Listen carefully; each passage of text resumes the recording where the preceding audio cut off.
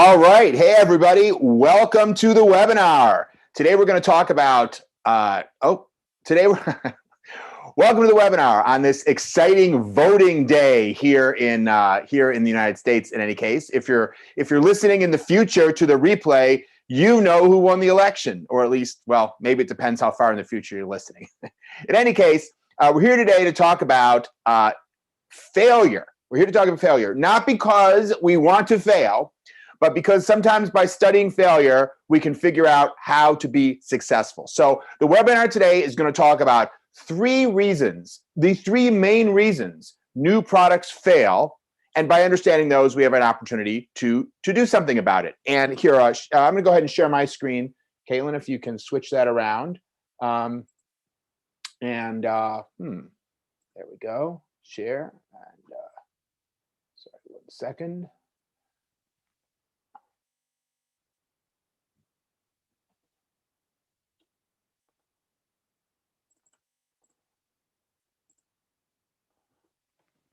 All righty. So sorry about that. So we're going to talk about failure, but the topics that I'm going to talk about today come from my new book, Winning Digital Customers. So, and actually, for those of you that aren't aware, we launched the book only last week. The book's now only been out for 1 week. We had an amazing first week. I'm really proud of this, and I appreciate anyone who's listening who bought the book during the first week. We did hit number 2 on the Wall Street Journal bestsellers list for the first week that we were out, and also on Amazon, on the Amazon charts, we were the 14th most sold book, ebook, so we were the number 2 ebook on the Wall Street Journal. The number 2 nonfiction ebook. That was the list we hit on the Wall Street Journal, and on Amazon, we were simply the number 14th best-selling book, period, on all of Amazon in our first week. So that's super cool. I'm super grateful to all the people that bought copies of the book. Maybe some of you already have copies of the book. What we're going to talk about today is largely from the book, although I'm sure I'm going to be adding to it some material above and beyond what I put into the book. In any case, so if you don't have a copy of it, actually, if you stay to the end of the webinar, we're going to give you a special link at the end where you can pre-order the hardcover for a super big discount price. But you can also right now get the ebook on Amazon as well as pre-order the hardcover book. Okay, so let's get to the content. So, every single product anyone ever brought to market has one thing in common. I don't care if it's a digital product or a nacho chip or a type of gym shoe or an electronic item. Every single product has one thing in common. It was intended to succeed. No product is brought to the market with the intent of failing.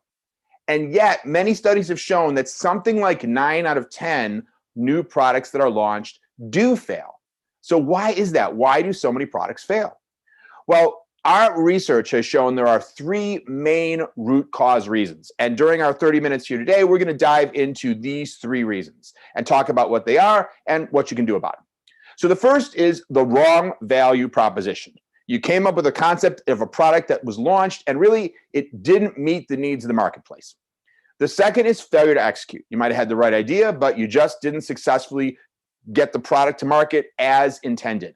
And the third is lack of awareness. You may have had a great product, you might have brought it to market, but the right people didn't know about it, they didn't buy it, the product was unsuccessful.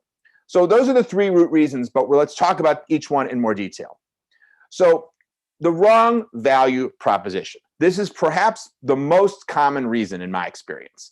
The right idea for a successful product is one that's going to resonate with consumers, with customers, with whoever that product is targeted for. Now, the idea of a value proposition, let's just slice that up a little bit. What do we mean by a value proposition? Well, value has 2 components to it. The benefits that you provide to whoever's going to buy it or however they get this product, whether it's free or it's a subscription or they rent it or they buy it or whatever it may be, the benefits that they get minus whatever cost they're asked to bear. That's the value that's left. And of course, the more value is left at the end of that equation, the stronger of a value proposition you have. So as a point of example, there can be different products with different combinations of benefit and cost. Take Skype. The quality of a Skype call is not as great as that of expensive video conferencing equipment. It's not as reliable. And so you could argue the benefit is less, but the cost is way less. And so in the end, for many consumers, the value of that Skype call is greater than that of expensive teleconferencing equipment, the combined value. And therefore, that's the choice that they're going to make. But of course, that's not necessarily true for all customers.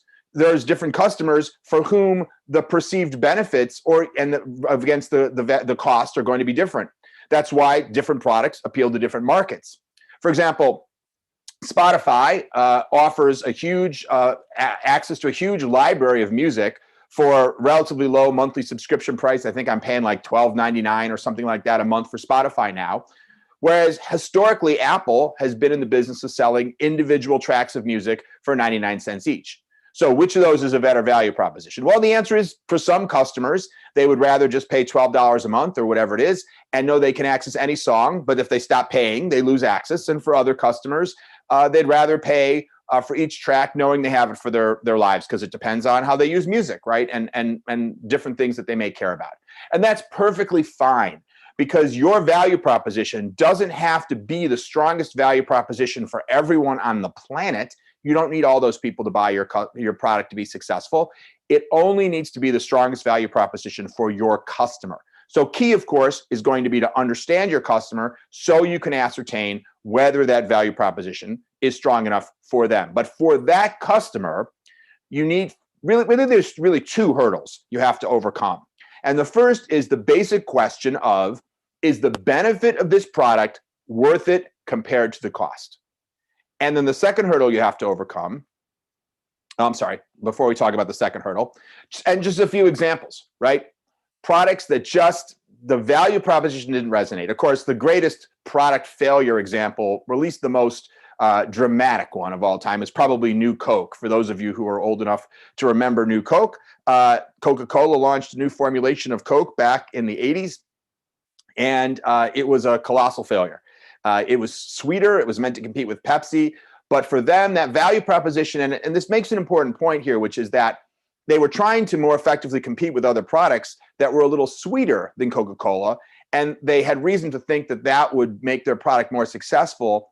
But they failed to consider that part of the value proposition of Coca-Cola that made it a strong product was a kind of a history, a kind of a brand consistency, that Coca-Cola was a product that people had been drinking since they were children, that had been around for so long. And so modifying it, messing with the formula, changing it. And by the way, I'm sure that formula had been changed many times before. But when you marketed a major new version of Coca-Cola that tasted differently, that value proposition turned out not to be a strong one compared to the value proposition of the pre-existing Coca-Cola product that was viewed as being kind of a classic product. And then there's plenty of other new creative ideas that come along. You know, Jimmy Dean came out with sausages wrapped in, doesn't it make sense? You know, you have a plate, you got your sausages, you have your pancakes. Why not put them both together and put them on a stick? Genius, apparently, and put some chocolate chips in the pancake while you're at it. Apparently that was not a product that was successful. Let's talk about technology. Remember Microsoft Clippy? Someone thought that was a great idea, that while I was writing a letter in Microsoft Word, I should have a little animated character pop up and try to guess what I'm doing and suggest ways that it can help me. No doubt well-intentioned, a product that did not have enough value for the consumer, even though they weren't even necessarily being paid to ask more. They weren't even being asked to pay more to have Clippy. But the attention that it took away from what people were doing was another type of cost which consumers were not willing to bear for whatever value it was that Clippy gave them. And apparently, my recollection is not very much value. And lastly, I love this one. Cheetos flavored lip balm. You'd think that, gosh, it's hard to believe that Cheetos flavored lip balm didn't take off. But somehow, amazingly, you put that on after you finish your Jimmy Dean pancakes and sausage on a stick. So I don't know. In any case, this goes to the point I mentioned earlier. Huge numbers of products out there that are launched that are unsuccessful. And many of those products, I think, failed to overcome the first hurdle, which is it a better value? Is it a value to customers? But the second hurdle still has to be overcome, because you can have a product where the value proposition is positive, where the value is worth more, the benefits, the benefits minus cost is a positive for the customer, but you still won't be successful if you don't cross the second hurdle, which is, at least for in the market that you're selling that product, you also have to be a better value than competitive products. And let's take something like, again, I'm pulling an example from decades ago, but the Sony Betamax, right? A very strong, at the time, using technology of the times, way of recording and playing back movies and such. But for a combination of reasons, it turned out not to be a stronger value proposition for consumers than the competing VHS, VCR technology. And so the Sony Betamax, became extinct. Another example, which I'll talk a little bit more about in a few minutes, is the Microsoft Zunes and the whole Microsoft phone operating system, which Microsoft put an enormous amount of money behind, and yet ultimately was good in many ways. Had that come out before the iPhone, I have no doubt it would have been wildly successful, but simply wasn't as good or better than competing alternatives, perhaps for combinations of reasons. There are many things that can make something, and I'm going to talk about this in a moment, competitively not as strong of a value as alternatives. And you can also have the strongest competitive position and then lose it, as Netscape did. There was a time when Netscape was the number one web browser. I'm noticing how many of my examples in this deck are from decades ago. Apologize for that. A little nostalgia for everybody today. But Netscape at one time was the number one internet browser. But new products came along from Microsoft and others that were better products, offered a better value proposition. Even though Netscape was free, the new products were free, but those products offered more value. They weren't necessarily different on the cost side of the equation, but they were better on the benefit side. And before long, Netscape had a negligible share of the browser market. So it's not just a question of being able to launch a successful product, but to be able to maintain that success in the marketplace, you have to keep that value equation, and you have to keep jumping over that competitive hurdle. So when you think about the value proposition for a product, I want you to think about the idea of a core product concept. Every product should be able to be described in a sentence or two as a core product concept. So let me give you an example. Let's say you wanted to create a hybrid between a flip cell phone and a personal computer that had a touch screen that allowed you to make phone calls, but could also run a range of third-party applications. That would be a product concept. And of course, that is a description of a core product concept for the smartphone. Now, why is it, though, that we have many smartphones on the market? Right today, we have two major kind of operating systems, right? And of course, different companies making Android-based phones. And yet the Microsoft ones were unsuccessful and now have exited the market because it's the same core product concept. Well, the answer is that when you think about a successful value proposition, it's not just the product concept.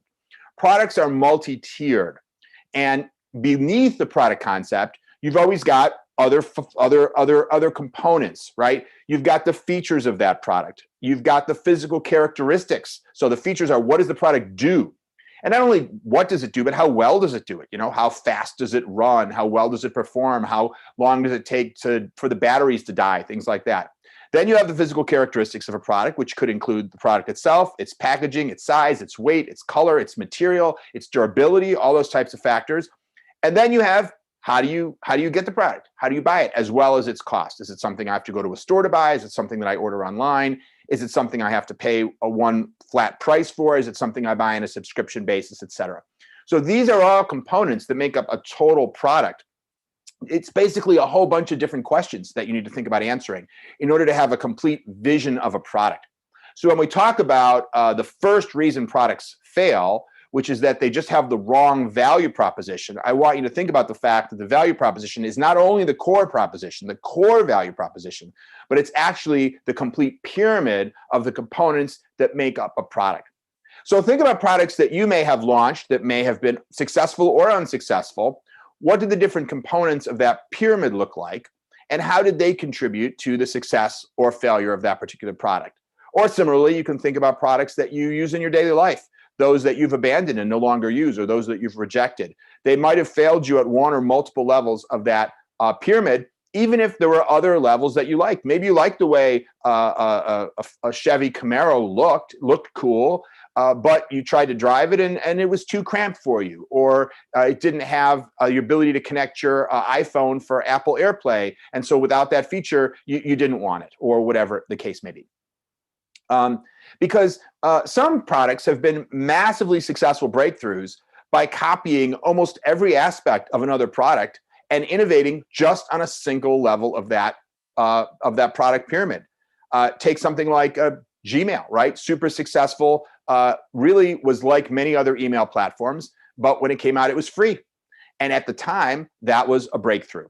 Or take the original iMac, which was very similar to a lot of other computers in many ways. At the time, there were even other Macintosh computers that were sold by third parties at that point in time, but it had a very different form factor. It was colorful, it was transparent. Every other component of it was pretty much the same as other Macs.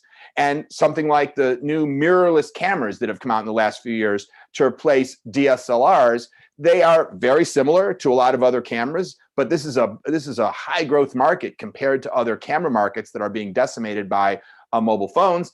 And because they have certain features that you don't get in, say, a traditional DSLR, like some better types of focusing and eye tracking and things like that. So the bottom line is a product, the core, the value proposition of a product can be substantially changed by only one level. Of course, you can look holistically at the whole pyramid, but you may make a huge difference in terms of the success or failure of a product just by one level of that pyramid being right or being wrong.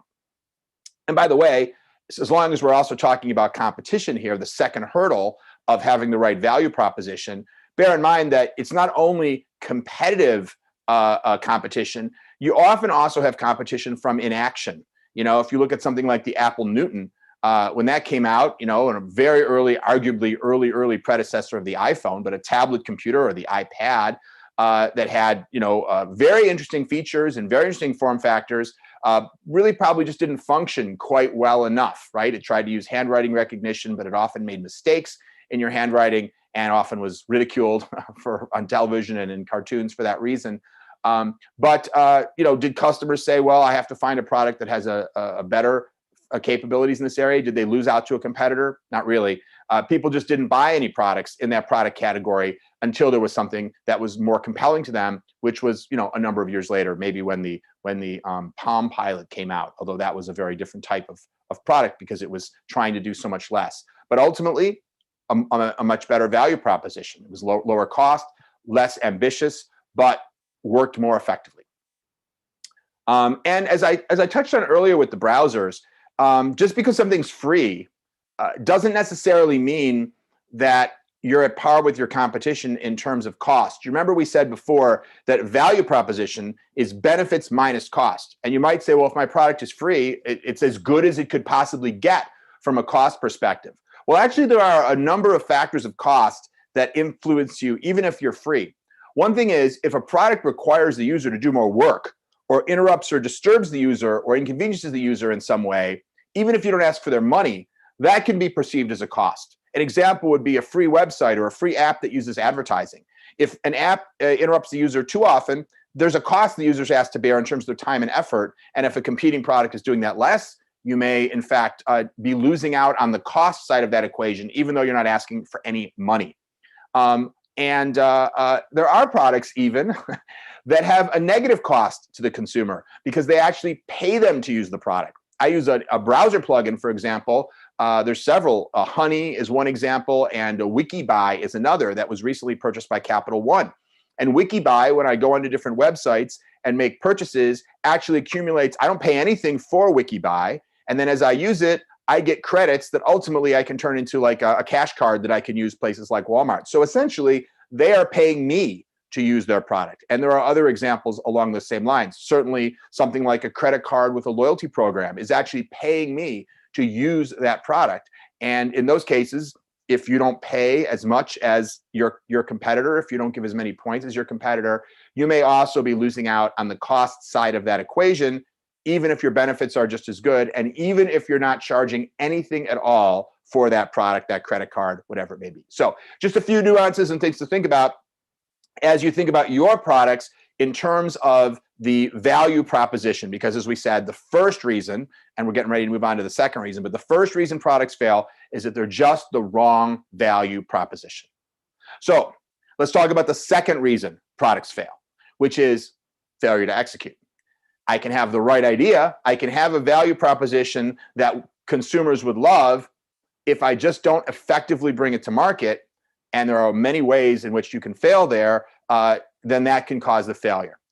So for example, many of you are familiar with the ill-fated Galaxy Note 7 smartphone, right? That was launched in 2017. There was a tremendous demand for it. Pre-orders for this device were record-breaking. The product shipped and received rave reviews, even though the price was actually quite high. It was one of the most expensive smartphones ever released.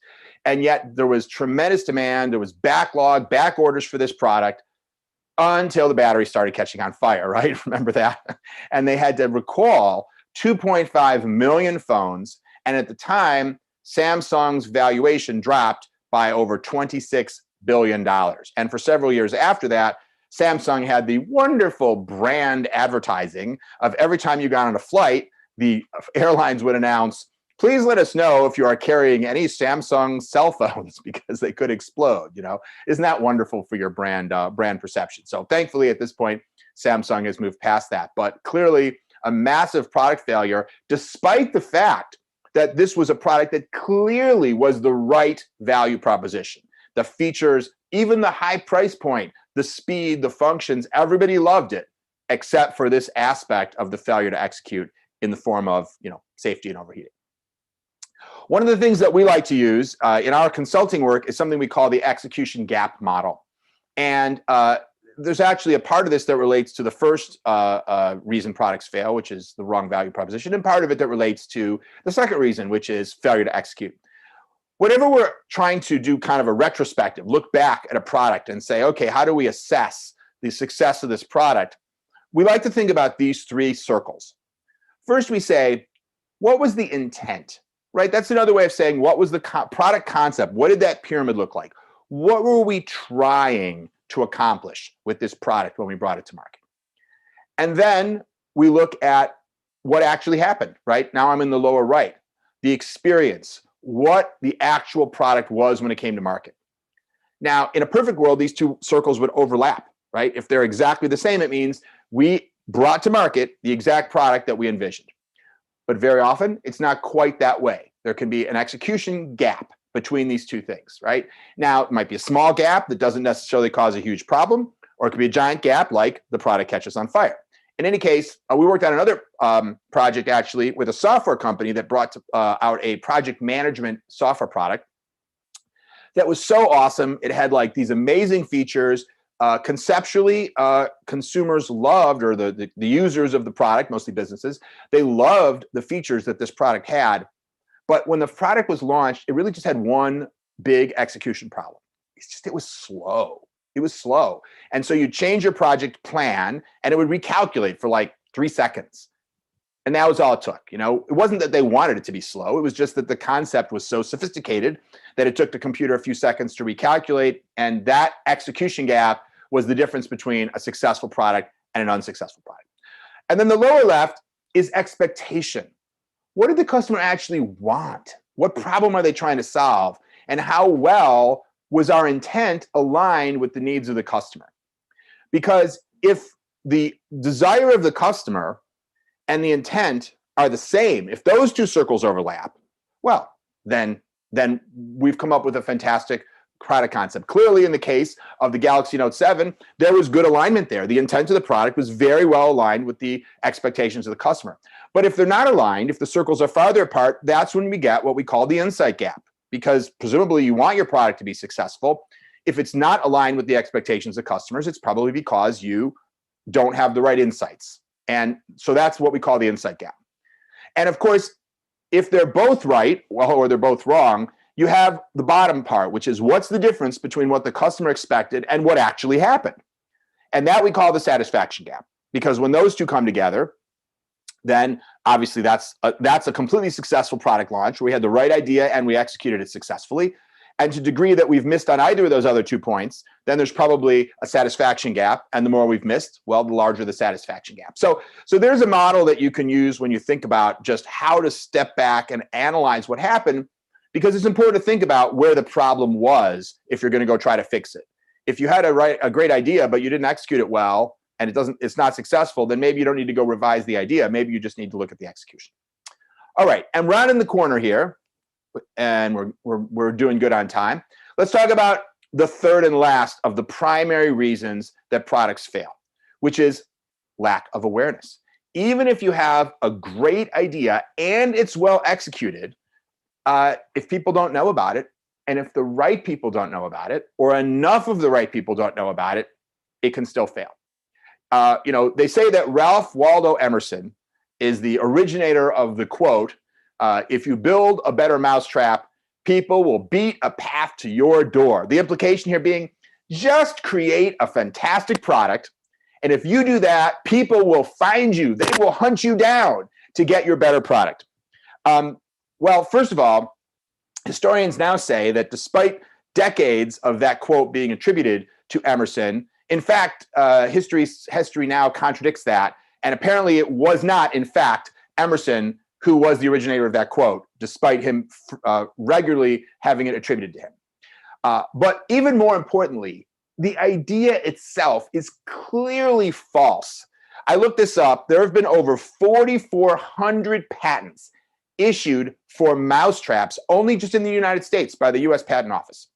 Now, only 20 of those have ever made any money at all. But more importantly, what does the mousetrap in your house look like? I'm guessing it looks like this one on the slide. This is what almost every mousetrap sold in the United States looks like. This mousetrap invention was invented, I'm pretty sure it was 1928. Now, you're telling me that of the 4,400 patents that have been filed, none of them are better than this thing? This thing is downright dangerous to children for sure. How many people have had their finger snapped by one of these things? Raise your hand, right? Probably many people. Plus, you got to put cheese or peanut butter on it. That attracts bugs. And let's say the thing does kill a mouse. Then you've got this wriggling, half-dead mouse that you've got to deal with. It's sad. This is a horrible product. And I have no doubt that many of those 4,400 products were probably better than this. But you know what? People just don't know about them. They don't know how to get them. This is the product that is what's they're aware of and what's available to them. So you need to make sure that you're focused on the awareness of your product. So I want to wrap up by talking about the three critical components of product awareness. The first is very simple, but often overlooked. Make sure that people know that your product exists and what is the core value proposition. Sometimes I see advertising that's like, try Fernetta. It's the newest, most wonderful product that's, that gives you everything you need, and it's perfect for millennials or seniors. And you're like, well, yeah, but what is it? Now, that might be a little bit of an exaggeration, but how often do you listen to a product and you're like, but what is it? What is the product, right? So at the basic level, you want to make sure that you haven't failed to let people know it's tomato soup, right?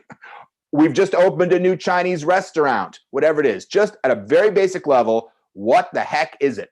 And by the way, some products are easier to do that for than others, right? Tomato soup is easy. If you've come out with a new kind of app that helps people do something or other that they're not used to, it may be harder to help someone understand that. But that's got to be the first thing you do, is make sure people understand what is it. Then the second is, what makes it different? If you open up a Chinese restaurant in New York City, which happens to be where I live, do you know how many Chinese restaurants there are in New York City? You better have a story. Make sure people know you're a Chinese restaurant, but then you better have a story about why your Chinese restaurant is different than the hundreds of other Chinese restaurants in New York City. Is it cheaper? Is it faster? Are the egg rolls crunchier? Does it give you better delivery service? Something. So you need to make sure you're clear on what is it about this product that puts it head and shoulders above the competition. And lastly, how to take action. This is basic stuff, but I can't tell you how often I see products that fail on this. So let's say I want it. What do? Is there a phone number to call? Is there an address to go to? Is there a website? And how do you make that as easy as possible? Make sure that once you've got someone thinking they're interested in your product, it's very, very easy for them to get to it. Do they need to go to their local grocery store? If so, will it be at their local grocery store? How are they supposed to find your product? You need to think about that component as well. And then lastly, of course, you need to make sure that all of this is amplified so that you're using marketing, advertising to get the message of these three components of your communication out to the right people. The last topic I want to touch on briefly, and there's much, much more about this in the book, Winning Digital Customers. We can't go into it now because we're almost out of time, but is the concept of design thinking. Design thinking is a powerful methodology, which we go into in the whole section of the book.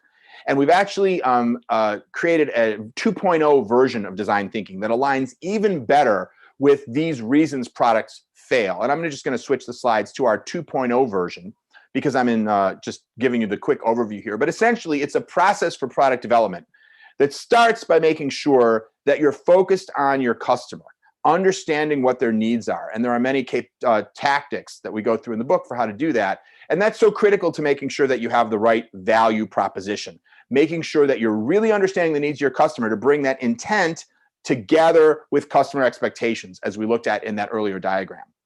The second thing that it helps you with is making sure that you have that you're able to execute successfully, because as part of design thinking, there is a whole detailed prototyping process whereby we make sure that we've studied the feasibility and the viability as well as the customer desirability of what you've conceived of. So it's a methodology to make sure that before you bring that product to market, you've really thoroughly tested whether it's aligned with customers' needs. And even before you design or build or manufacture that product, you've done as much as possible to validate that you'll be able to execute it, or identify the problems that you'll need to overcome in order to make sure that the execution really is able to fulfill the vision of the product concept. And lastly, when it comes to the right value proposition, design thinking helps you, when it comes to awareness, the third component of why products fail, design thinking is really helpful there as well, because when you clearly understand what it is that matters to the customer, when you have strong insight into the customer, you are then in a much better position to know how to tell the story to them of what your product does and how it's different, and even think about what is the way that they would prefer to buy that product. So when you have the call to action, they're the most likely to take you up on that call to action. So for example, I worked on a product a number of years ago. It was actually for insurance agents that were selling auto and home insurance. And this was a platform that they could use to quote and essentially issue insurance policies. And it had a whole slew of features. And we were working on the marketing program. We designed the system too, but when we were working on the marketing program, we went out to really learn what about this system would make the biggest difference to users. And it was one feature of the system that by far and away, users found the most kind of compelling when evaluating the system. And it wasn't necessarily one of the features we thought was the most important. In that case, it was the ability to print out the ID card that you put in your glove compartment right there in the office, rather than have to send it to the customer in the mail. Now, this system did so many other things that we might have talked about in our communications, but very often when you're creating awareness, you can't say everything about what your product does unless it's a very simple product. So really using a process of understanding your customer is key to being able to determine what aspect of your product is really going to be the most differentiating to that customer. What aspect of your value proposition is going to resonate the most with them? So when they do that value calculation in their mind of benefits minus cost, you've really put the right benefits first and foremost in their mind, so that number, so to speak, that value, that benefits quantification is as great as possible.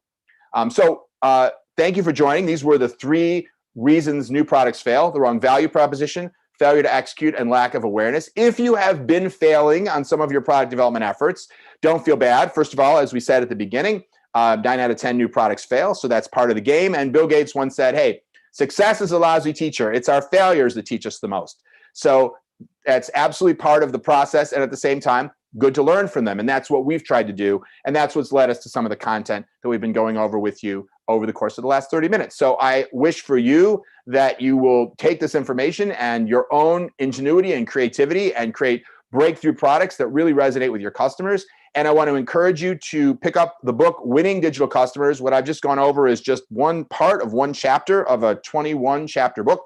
Tremendous amount of material in there. And if you're building products, whether they're physical products or digital products, anything that you're creating for today's digital world filled with digital customers, I would humbly suggest this is a book that would be of value to you.